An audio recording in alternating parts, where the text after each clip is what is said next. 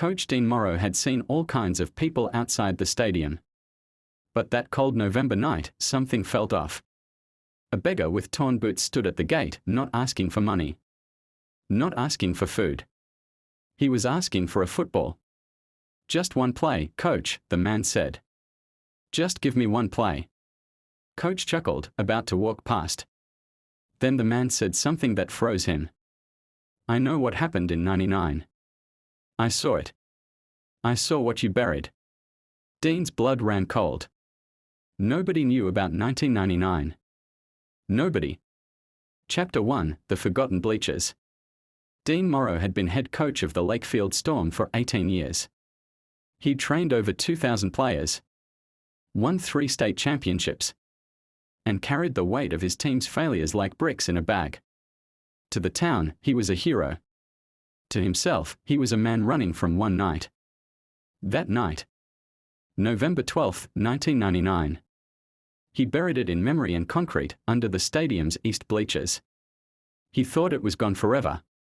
So when a half-crazed beggar with dirt under his fingernails and a haunted look in his eyes whispered that date, Dean felt time stop. Who are you? Dean asked. The man just smiled. Someone who's still playing. Even when the whistle blew years ago. Chapter 2, The Beggar's Request.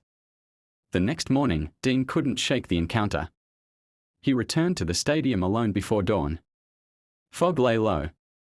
The turf was wet.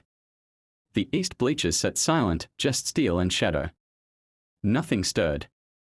But there was something tucked beneath the third row. An old cleat. Caked in blood. Dean dropped it and backed away. He knew what it was. Knew who it belonged to. And he knew now the beggar wasn't just some drunk off the street. He was someone who knew the truth. Chapter 3, 1999. Dean hadn't always been a coach. He was a player once. Fast, fierce, arrogant. In 1999, he was a senior quarterback for Lakefield High. That year, they were undefeated heading into the state finals. But the team had a secret. Their backup quarterback, Tommy Wills, was better. Way better. But he was poor. Wore hand-me-downs. Lived in a trailer. And worst of all, he didn't follow orders. Played by instinct, not strategy. The coach, Dean's own father, benched Tommy. Said he had an attitude problem. Everyone knew it was jealousy. Tommy would have made Dean irrelevant. So when Tommy stormed out before the final game, nobody stopped him. He never came back. That night, there was a car crash. A fire. A body burned beyond recognition. They said it was Tommy. But Dean had doubts. Because before the wreck, Dean found Tommy near the east bleachers. With a blooded nose. And Dean's championship ring clenched in his hand. Chapter 4, A Shadow Returns. That evening, Dean paced the locker room. Practice had ended, the players gone. He poured coffee into a paper cup with shaking hands. Then he saw it. On the bench. The ring. His 1999 championship ring. The one he hadn't seen in 24 years. He staggered backward, spilling coffee. A sound behind him, soft breathing. He turned. The beggar was there. His eyes shone in the fluorescent light, wide and wild. You remember now, he said. Dean's voice cracked. Tommy. The man didn't answer. Just said, I'm not here for revenge. I want a chance. Dean stared. A chance at what? A chance to play. Just one game. Dean could have called the cops. Could have said it was trespassing. But something in his gut told him no one would believe what was coming. The next morning, he met the beggar on the field. Wear these, Dean said, tossing him practice gear. The man changed silently. When he stepped onto the field, it was like watching lightning in human form. He weaved, darted, passed like a ghost through defenders. He was 40, maybe 45. But he played like he never stopped running since 1999. Dean watched, slack-jawed. This man, this forgotten, broken man, was the best player he'd ever seen.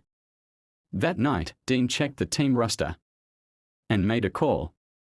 Dean pulled strings, told the league it was a charity event, said they were letting a local veteran run a few ceremonial plays at next week's home game. They didn't question it. Nobody ever questioned Coach Morrow. But the town buzzed. Who's this mystery player? Is he a ringer? Dean didn't answer. Even his assistant coach, Marla, gave him odd looks. Coach, she said, that guy's living behind the train station. He talks to shadows. You sure he's safe? Dean replied, he's safer than I am. Game night came fast. Stadium lights bathed the turf in gold. The stands were full. People waved foam fingers and cheered for the Storm. And at the fourth quarter, Dean gave the signal. The mystery man, dressed in number 13, stepped onto the field. Whispers shot through the crowd. He took the snap. The play began. Silence fell. The defense collapsed like cards. He ran like wind, juking, spinning, gliding. Touchdown. The stadium erupted. Dean didn't cheer. He sat back, his face pale. Because after the touchdown, the man walked off the field and disappeared into the tunnel. The next morning, Dean checked the roster. Number 13 wasn't there. No paperwork. No name. No jersey. Just an empty locker. He drove to the train station. The old bench where the beggar used to sleep. Empty. But something was under it. A folded piece of paper. Dean opened it. It was the photo from the 1999 team. And written across it in shaky ink. I got my play. We are even now. Dean's hands trembled. He turned the photo over. There was another note. I forgive you. Dean couldn't carry it anymore. The secrets. The lie about Tommy. The silence. He contacted the police. Told them everything. About the fight. The ring. The fire. The guilt. They reopened the case. DNA confirmed it. The body in the wreck.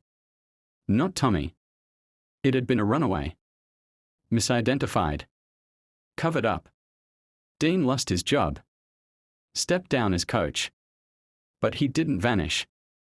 He started a youth program. For poor kids.